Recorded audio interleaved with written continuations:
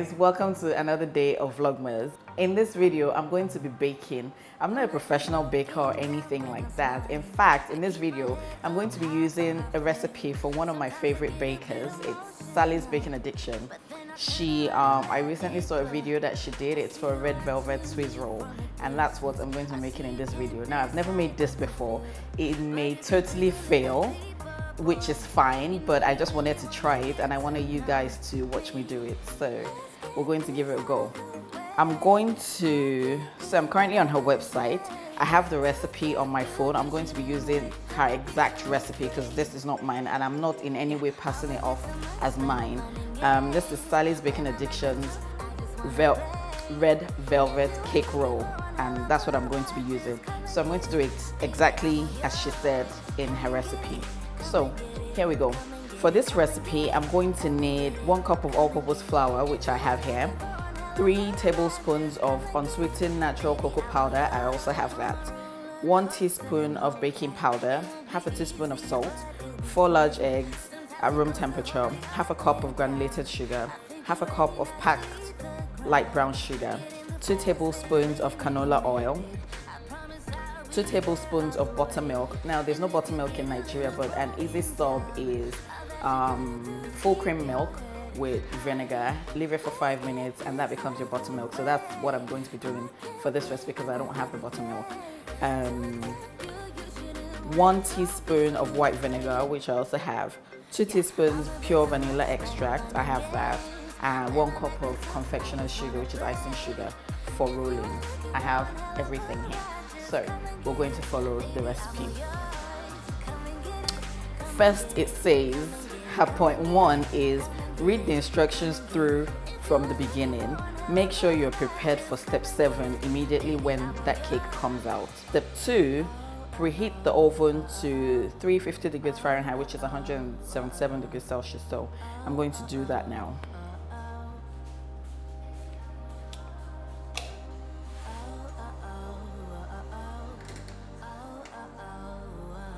Next, it says spray a 10 by 15 inch baking pan with non-stick spray or grease with butter so the parchment paper sticks. I'll just do the steps as it comes up so that we just keep going. So this is my baking tray. Spray, and then I'll put the parchment paper. Actually, do you put the parchment paper now? Okay, yeah. Then line it with parchment paper so the cake seamlessly releases in step 5. Spray or grease the parchment paper too. We want an extremely non-stick surface for this cake roll. Okay, so I'm going to put the parchment paper on the tray and then spray it again. I think that's what it's saying.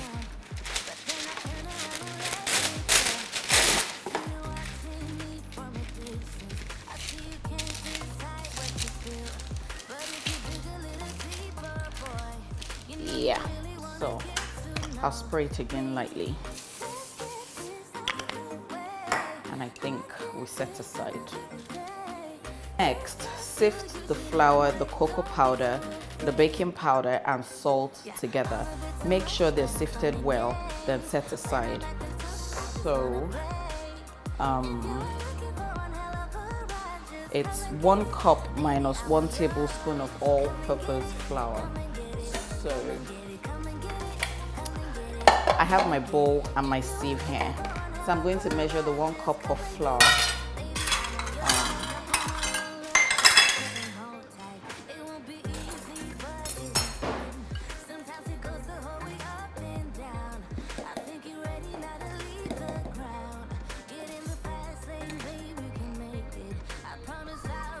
One cup minus 1 tablespoon. From doing this for a really long time, I know how important it is to read a recipe. And once I see a recipe that I want to follow, I always make sure to read it through first. And it's so important because even in the little story that they tell, especially if you're using a recipe from their website, in the little story that they tell before they get to the actual recipe, they tell you, they give you like tips on things that you can do, and it's so important to read all of that if you're using somebody's recipe, because there's tips and hints and tricks and all kinds of things in there, and you don't want to miss it, because that can be the thing that can make or break what you're trying to make. I've taken 1 tablespoon out of that. Now I'm going to add 3 tablespoons of cocoa powder, 1 teaspoon of baking powder, and half a teaspoon of salt. So here's my baking powder, and it's 1 teaspoon. Also, this will be level teaspoon.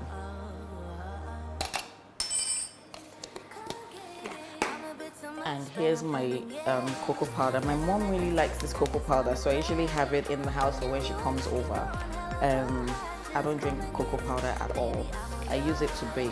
So this is her cocoa powder that I'm using to bake. And so 3 tablespoons. So again, this is level tablespoon. Now the thing about red velvet, if you don't already know, you know red velvet is basically just cocoa powder and red food coloring, right? When I found out, I felt betrayed. I thought it was a lot more than that. This was years and years ago. I thought red velvet cake was the ish, and to find out it was just cocoa powder and red food coloring, I was a little disappointed, but we move. So that's 3 tablespoons of the cocoa.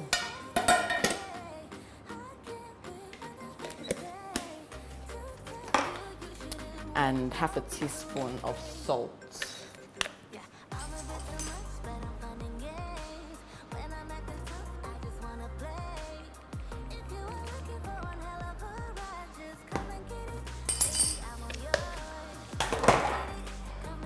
I was supposed to sift this together. I'm just going to use a whisk to mix it properly again so that everything is properly combined. So I'm going to set this aside until when we need it. Using a hand mixer or a mixer fitted with a whisk attachment. I have my mixer here and it's fitted with the whisk attachment. Beat the eggs for 5 minutes on high speed. They will be light and very fluffy. Okay, let's do that part first. So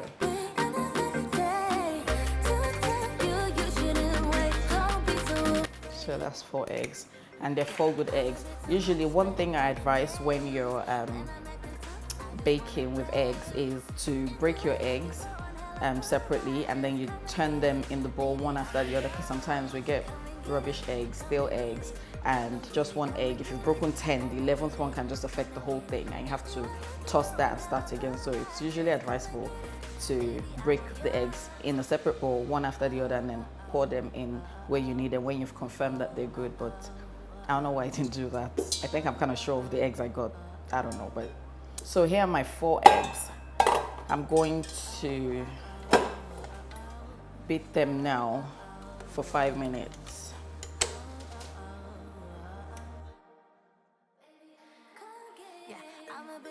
So this is what my egg looks like after 5 minutes.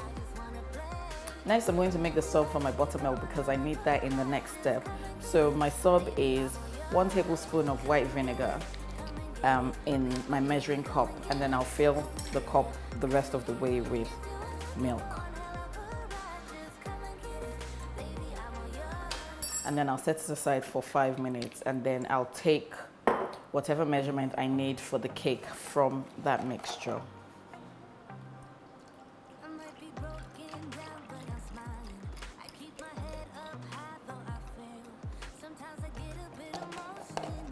While the buttermilk is getting ready, I'll do the rest of the step, which is on medium speed, beat in the granulated sugar, brown sugar, oil, buttermilk, vinegar, food coloring, and vanilla until combined.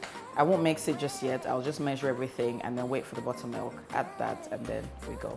You shouldn't wait, don't be so afraid. Yeah, I'm a bit too much, but I'm fun and games.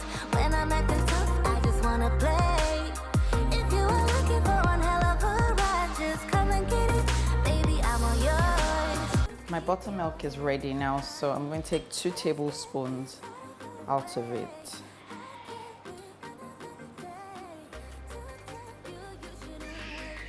And now I'm going to mix all of this on medium speed. This is now properly mixed. It's a beautiful red color. Next, we're going to add in this flour and cocoa powder mixture in here.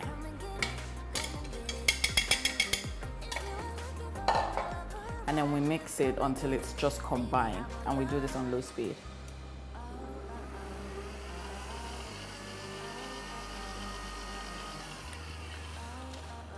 I think it's completely mixed now. I'll show you what the final look is. Spread the batter evenly into the prepared pan.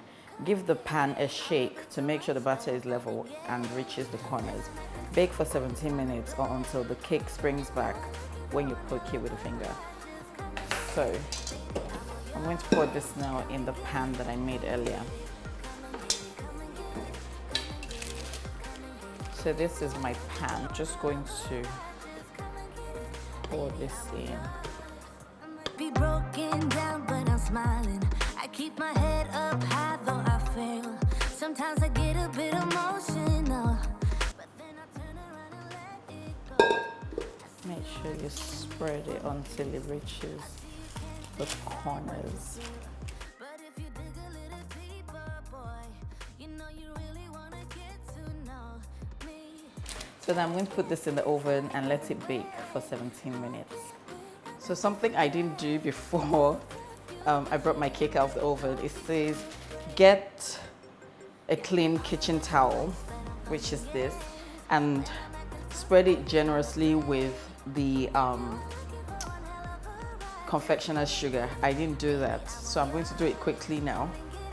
Come and get it, come and Once the cake comes out of the oven, immediately invert it onto the towel, peel off the parchment paper, then start rolling. Then starting with the narrow end, begin rolling the cake up with the towel. Do this slowly and gently. The cake will be warm as it just came off the oven. This is still hot. Okay, not as hot. So we want to turn it this way. all that you gotta do is keep your head high. Let's get this out of the way. I can't wait another day to tell you you shouldn't. Allow the cake to cool completely rolled up in the towel. I stick mine in the refrigerator for about 2 hours to speed it up. So I'll do exactly that now. Put it back here and put it in the fridge for a couple of hours to cool. You guys, it's been almost 2 hours. My cake has been sitting in the fridge and I've just brought it out now because it's completely cooled down. So I've just brought it out now, and the instruction says remove the cake roll from the refrigerator and allow it to sit on the counter for a few minutes to warm up as you prepare the frosting. So it's going to sit there for however long it takes me to make this frosting. So let's just get the frosting started. I'm going to use my hand mixer to do the frosting.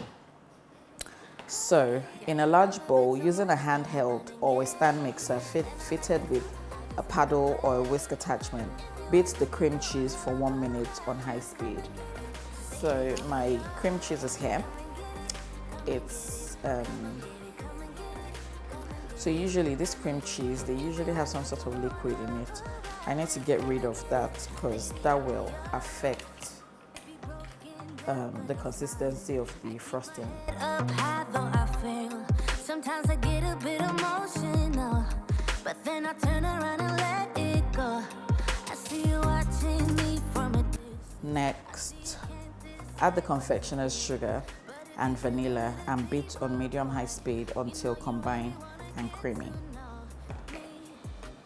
Is a cup and 3/4 of confectioner's sugar, of icing sugar, and 1 teaspoon of the vanilla extract.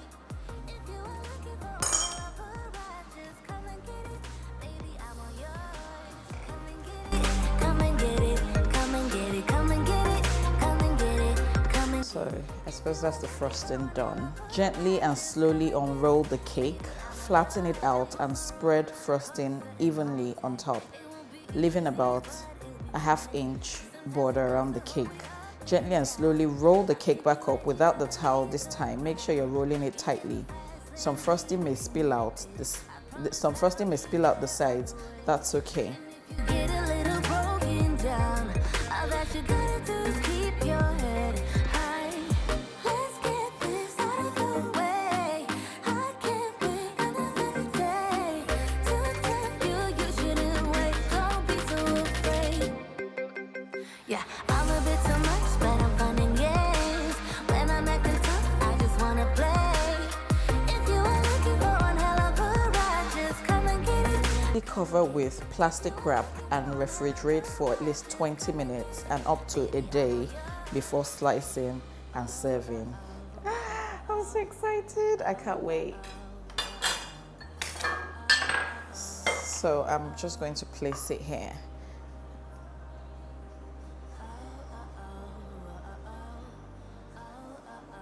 And then I'll cover it with a plastic wrap, put it in the fridge for 20 minutes, and then we'll slice into it. When I'm acting tough, I just wanna play. If you are looking for one hell of a ride, just come and get it. Baby, I'm all yours. Come and get it, come and get it, come and get it, come and get it, come and I get think it. the only thing is the cream in between needed to be thicker, and maybe I shouldn't have worried about it spilling out. But other than that, this looks fantastic. Sometimes I get a bit emotional, but then I turn around and let it go. I see you watching me from a distance. It's not too sweet. Can't decide what to feel. It's airy, and it has that cocoa-y taste. It's really, really good.